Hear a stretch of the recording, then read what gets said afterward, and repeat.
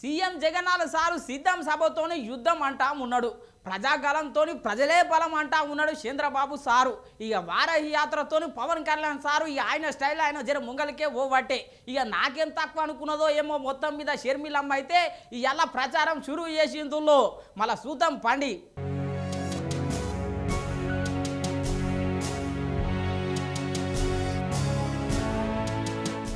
ప్రాంతీయ పార్టీలే ప్రచారంలో దూసుకుపోతాయి, అట్లయితే మాది జాతీయ పార్టీ ఇక నేనెంత దూసుకుపోవాలనుకున్నదో ఏమో షర్మిలమ్మ.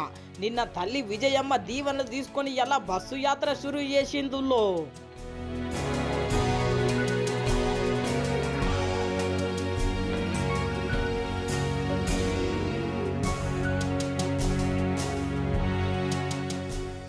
అగ్గో చూసిరు కదా, ప్రచారం జోరుగానే చేయబట్టే.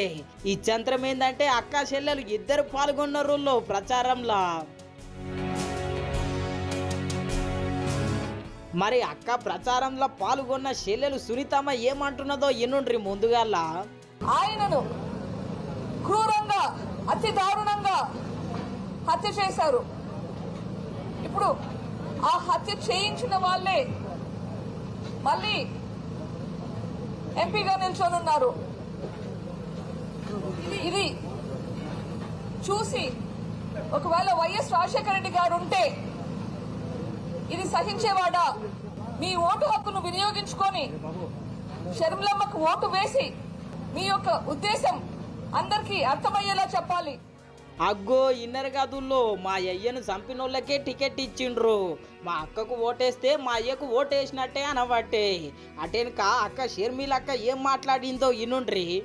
రాజశేఖర రెడ్డి గారు, వివేకానంద రెడ్డి గారు నాయకులుగా ఉన్న రోజుల్లో ప్రజలను ఎంత దగ్గరగా వాళ్ళు ఉన్నారో, ప్రజల కష్టాలు వాళ్ళు ఎలా పాలు పంచుకున్నారో, వాళ్లకు సమస్యలు వస్తే ఎలా తీర్చారో, ఎంతమందికి ఎన్ని పంచాయతీలు చేశారో, ఎంతమందికి ఎంత సహాయపడ్డారో, అసలు నీళ్లు రాకపోయినా ఇంకొక పంట నష్టపోయినా ఏ కష్టం వచ్చినా మేమున్నాము అన్నట్టు ఎలా నిలబడ్డారో మీ అందరూ చూశారు. చూసిరు గదుల్లో నాయనను చిన్నాయనను ఇద్దరిని ముద్దుగానే తలుసుకునే. అటెనక హత్య చేసిన వాళ్ళని గీ తీర్లా అరుచుకున్నది. 5 సంవత్సరాల క్రితం వివేకానంద రెడ్డి గారిని దారుణంగా ఘోరాతి ఘోరంగా చంపేస్తే ఈ రోజుటి వరకు కూడా హత్య చేసిన వాళ్ళు, చేపించిన వాళ్ళు హాయిగా బయట తిరుగుతున్నారు. కేసు ఒక్క అడుగు కూడా ముందుకు పడలేదు. కనీసం అవినాష్ రెడ్డి అనేవాడు, హత్య చేయించిన వాడు కనీసం ఒక్క రోజు కూడా జైలుకు వెళ్ళలేదు.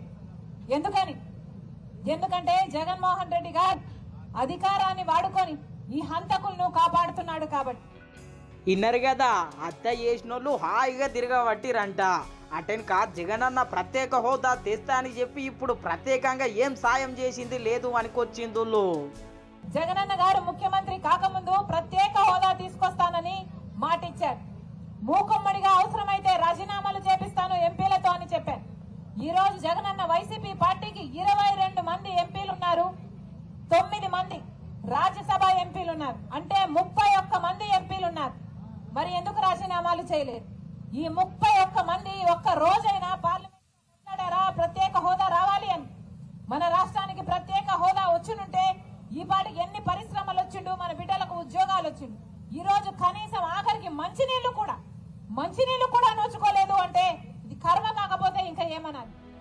అగ్గో చూసిరు గదుల్లో అన్నను ఏ తీర్లు అరుచుకున్నదో. అన్నను అరుచుకున్నాక గీ తీర్ల తలుసుకున్నది గెలిపియాలని. మీరు ఆశీర్వదించండి. ఈ రాజశేఖర రెడ్డి బిడ్డ మీ బిడ్డ అవుతుంది. ఎలాగైతే రాజశేఖర రెడ్డి గారు మీకు అండగా నిలబడ్డారు, ఎలాగైతే వివేకానంద రెడ్డి గారు మీకు సహాయపడ్డారు, మీ రాజశేఖర రెడ్డి బిడ్డ మీ బిడ్డ అవుతుంది, మీ బలం అవుతుంది. మీరు ఆశీర్వదించండి, హస్తం గుర్తు మీద ఓటేయండి, రాజశేఖర రెడ్డి బిడ్డని మీ చేసుకోండి. రాజశేఖర రెడ్డి గారు నానా చిన్నానా మీకు సేవ చేసినట్టుగా మీకు సేవ చేస్తానని రాజశేఖర రెడ్డి బిడ్డ మీకు మాటిస్తుంది. చూసిరు కదా నువ్వు, అక్క పోరాటము చెల్లెలి ఆరాటము. చూడాలి మళ్ళా అక్క పోరాటము చెల్లెలి ఆరాటము ఎంతవరకు పనిచేస్తుందో ఏమో ఈ ఎలక్షన్లలో.